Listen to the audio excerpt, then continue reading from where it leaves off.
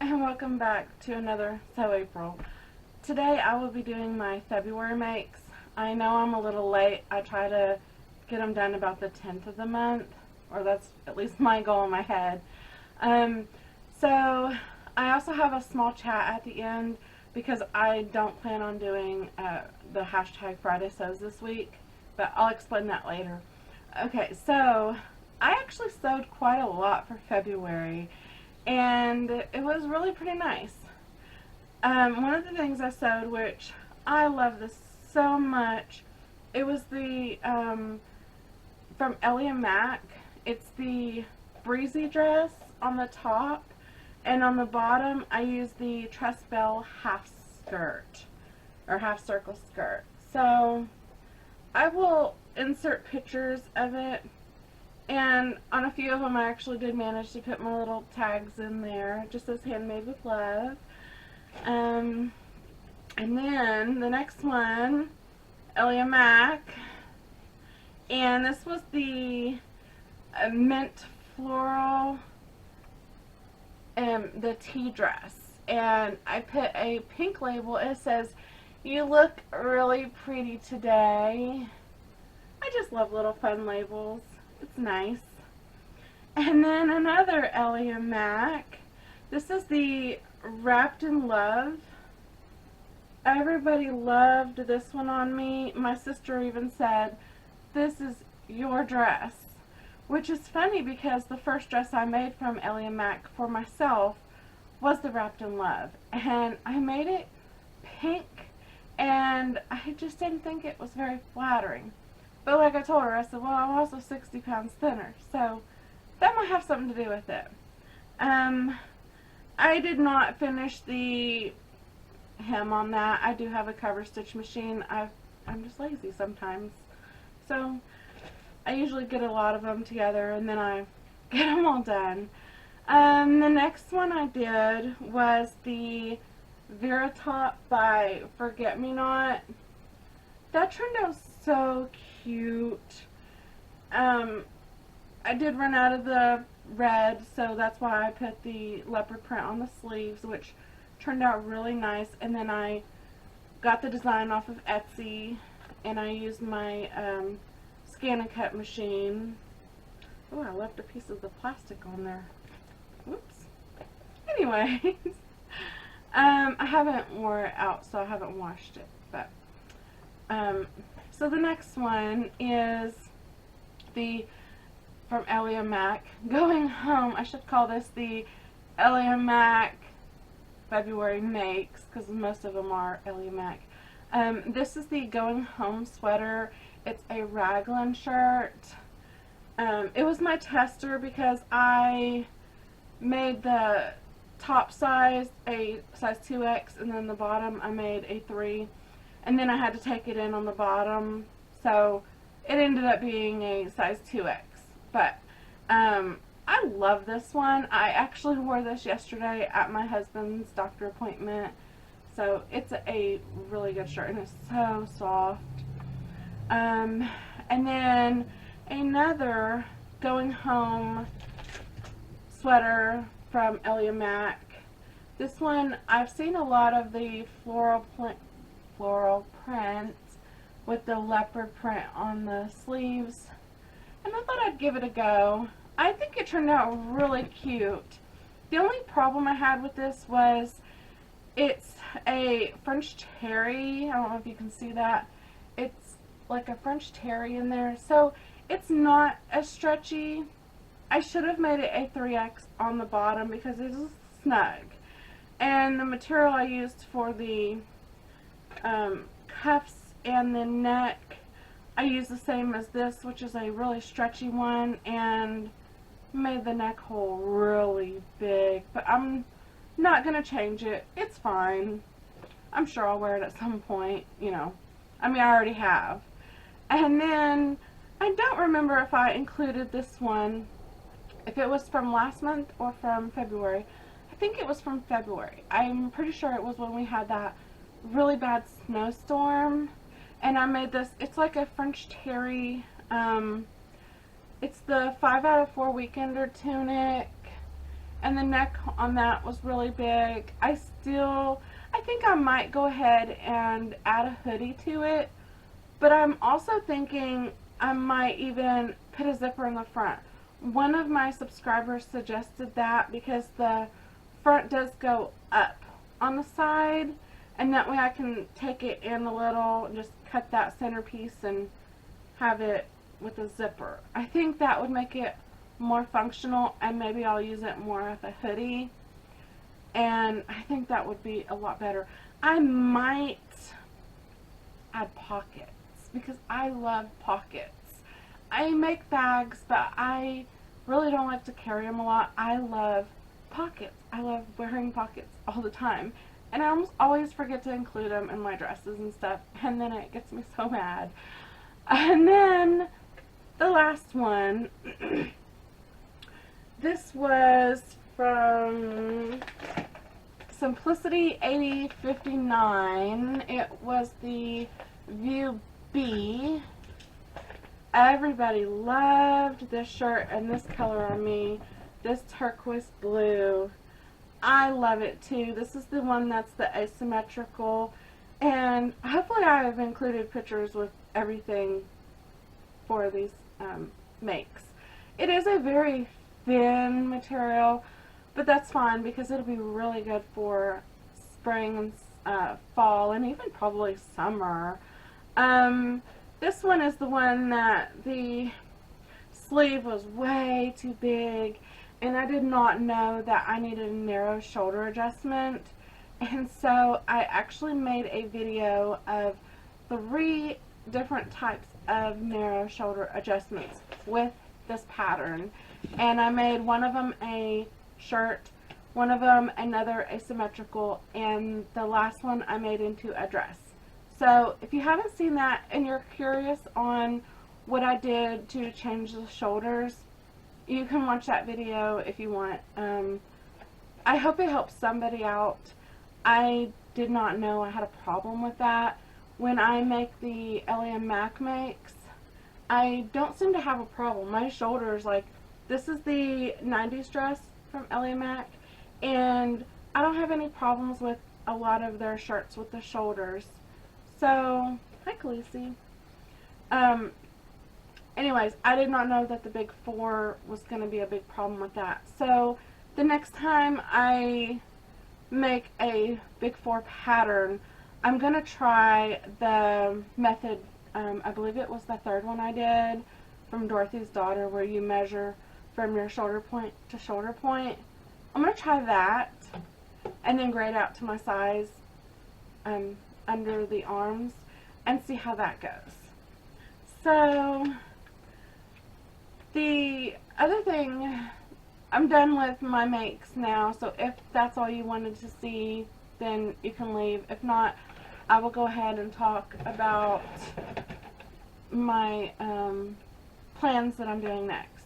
So, what I plan on doing next, because, I don't know, our weather is so weird. We had 80s last week, and now they're talking 50s. But regardless, I do need, like, joggers, and I need shorts for summer. So, my plan on that is to use the violet joggers from Sageville Patterns, and Winter Wear Designs has some racing shorts. I think I'm a little bit, Khaleesi, come here. I think I'm a little bit bigger than the size for the racing shorts, but the racing shorts call for woven material, and I want to use that athletic knit. So I think I'm going to try making one in their biggest size in the athletic knit and see if it actually fits. And if it doesn't, because they do say that if you are in between sizes, they do say to go down on size, and that's with the woven. So I'm guessing with the stretch, or the knit, since I'm just a little bit out of the range, I think that with the knit, it'll work fine. The only problem I see with the material is they're short. They're short shorts. And I'm sure there's a lot of people like me that I call them really ugly, disgusting legs, okay? I've had a lot of cellulite and fat on them for years, and even though I've been working out, it doesn't really tone it up, so I would rather cover it. So for me, shorts need to be at least about 3-4 inches above the knee. I will not make them shorter than that unless I'm wearing something longer under it. Um, so that's my plans for what I'm doing next. And I might even make a few t-shirts if I feel the need or something. But I also was wanting to talk about the appointments. I had mentioned in the comments to a few people about my youngest daughter was getting surgery, and I totally forgot to mention it on my Fridaysews. Anyways, my youngest daughter, Monday, she went and got all four of her wisdom teeth pulled. We tried to get it done when she was really little, and she had some kind of a bad reaction, and the oral surgeon at the time said that she's only had this happen to one other patient in her life. Like, my daughter, she was only about probably 90 pounds at the time, and she was also on ADHD medicine, which I don't know if that interfered or not. But knowing now that I'm allergic to epinephrine, I'm thinking that that is the problem that she had. They gave her the shots to numb her, and then that, like, I don't know, the date rape drug or whatever they call it. As soon as they gave her those first shots, or whatever it was, she flatlined. And I was in the waiting room because they wouldn't let me in the back. And I just remember I stood up and I was like, oh my God, because I heard the nurses come out to the front desk, and they were saying, like, code blue, and one of the girls said something about the oxygen machine wasn't working, and I freaked out. I just stood up, and I had my, at the time, friend's daughters up there with me, and I did not know what to do. I knew that I physically could not do anything. So I sat down and I just prayed. I said, God, please let my daughter be safe. And she was. Now, they didn't end up pulling the teeth because of that. And the dentist had told me that she would need to be put under in a hospital setting to be put to sleep to be able to get those teeth pulled. I was on Medicaid at the time, and Medicaid said that they would only pay for her to travel within like 250 miles of my area to be able to do that.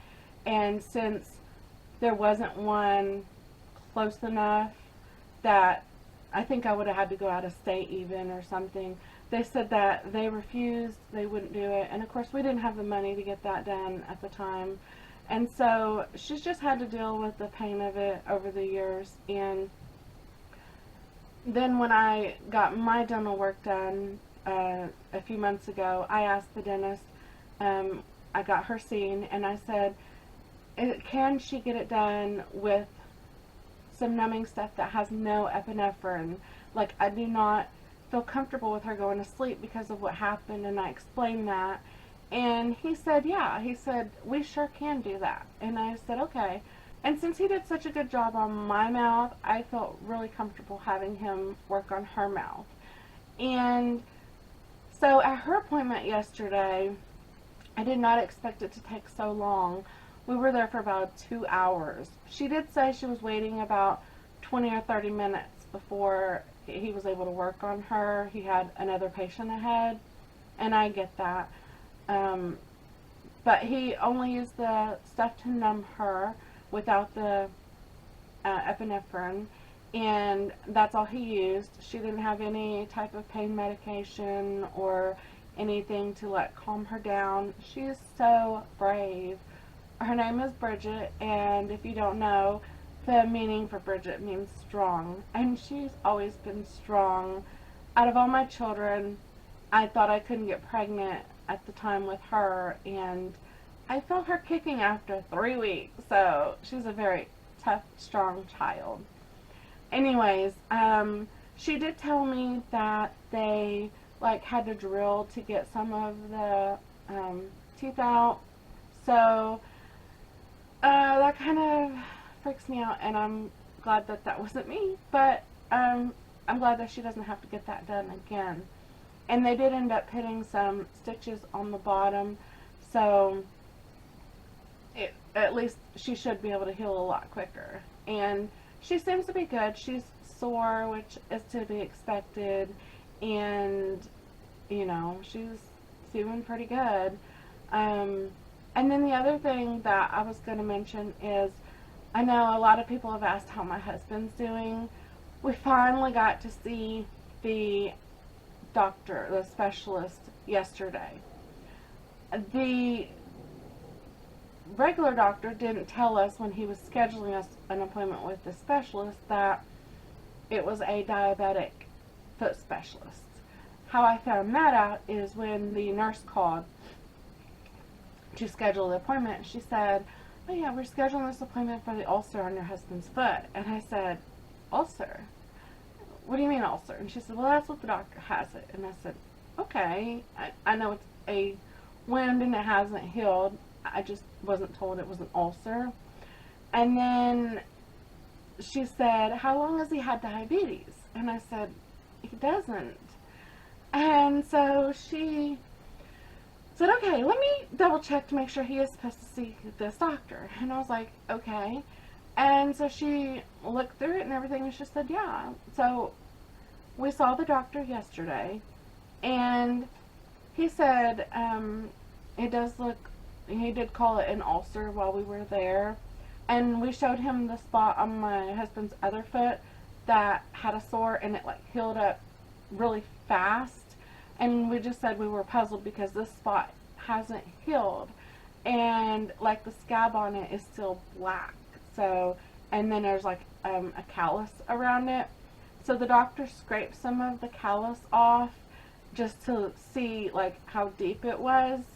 And now he said that he wants to order a MRI because he said there's possibly 2 things going on. And in the chart he put the first thing. He said that it's possibly gangrene, and he wants to make sure that the infection isn't in the surrounding tissues or in the bone, I guess, because the x-ray can only show so much. And so he needs to get that done. And I did tell my husband, I said, well, on the chart he did put gangrene, but he finally gave my husband some pain medication. My husband hasn't had any pain medication the last 3 months that he's had this problem. So I'm glad he's finally getting some kind of relief for pain. And the second thing that the doctor said that he thinks it could be is he called it a weird name. I don't remember the name of it. Anyways, he said it's some kind of a weird thing where your blood clots just like clot in an area, and then like if you get it just doesn't want to heal or something. I don't know. And he did mention something about I think if it was the gangrene, he might have to cut the toenail off. My husband does not want that done, so I don't know. We'll have to see how that goes.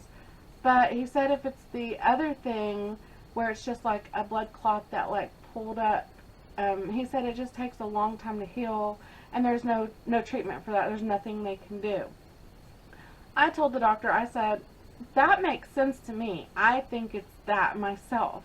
And he said, why do you say that? And I said, because my husband has that JAK3 mutation gene that he can get leukemia at some point. And I said, and the doctor, the oncology doctor told us that he needed to take a baby aspirin a day because the main concern with that is that he will get blood clots and a lot of thick blood and blood clotting. And he had started the aspirin therapy right about the same time that he had got this sore. So I'm thinking his blood wasn't thin enough before he ended up getting this sore, or he don't know if he hit it or what. We just know he ended up having a sore toe at one point. So I'm really hoping it's the second part, and if y'all could please continue to keep him in your prayers, I really appreciate it, and continue to keep my daughter in your prayers. I just want to thank y'all for everything. Thank you for all the prayers. I know that God is definitely helping them out.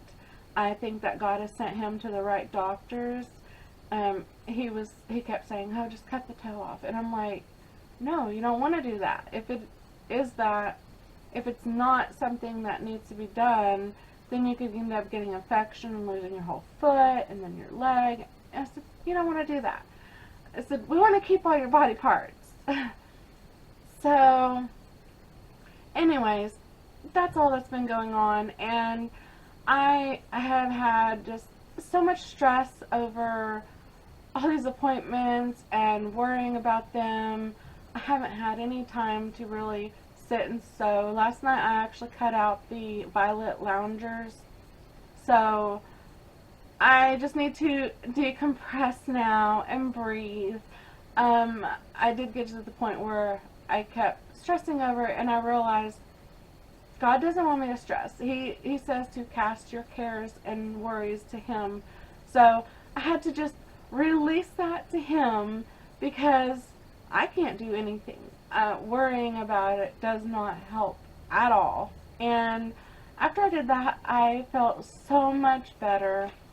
So, anyways, I hope everybody has had a great month, week, day. I hope everybody's been able to get some kind of sewing in, and just have a very blessed day. And I will see y'all soon. I have a fabric haul that I'm about to make, so get ready.